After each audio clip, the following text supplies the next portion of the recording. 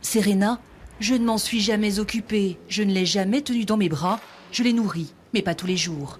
La déclaration fracassante de Rosa da Cruz, empêtrée dans sa ligne de défense.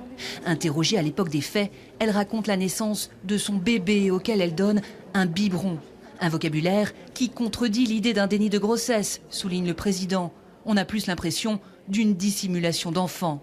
J'avais peur qu'on me prenne mes 3 enfants, alors j'ai voulu passer pour une bonne mère. Mais tout ce que j'ai dit pendant l'interrogatoire, ce n'était pas vrai. Pour moi, Serena, c'était une chose, elle n'existait pas. L'accusée s'écroule en larmes, l'audience est suspendue. Et le problème de Madame da Cruz, c'est qu'elle a été la tribune bien malgré elle de la thèse du déni de grossesse. Et on sent bien qu'elle a compris qu'il fallait qu'elle y colle, mais ce n'est pas son histoire.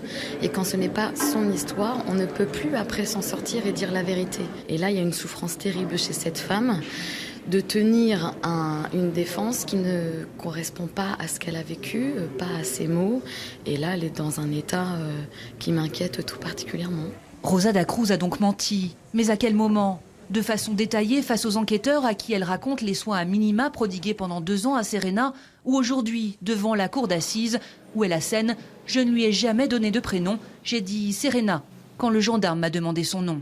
Plus ça va, plus elle veut démontrer qu'elle ne s'est pas occupée de sa fille. Alors vous étiez tous là hier, on sait par le pédiatre qu'elle s'en est occupée mal, mais qu'elle s'en est occupée. Donc aujourd'hui, elle dit qu'elle n'a pas acheté de couche, on l'a retrouvée avec une couche, elle n'a pas acheté de biberon, elle n'a pas acheté de lait, elle n'a rien acheté, ça ne correspond pas à la réalité. Je pense que plus ça va, plus elle a peur en fait. Et cette peur n'est pas bonne conseillère devant la cour d'assises, ça c'est clair. Délivrée d'une voix basse et monocorde, la nouvelle version de Rosa da Cruz suscite des questions sceptiques des magistrats. Le Doliprane pour le mal de dents, c'était un mensonge? Non, ça c'est vrai. Alors là, Serena, c'était une personne. Silence de l'accusé.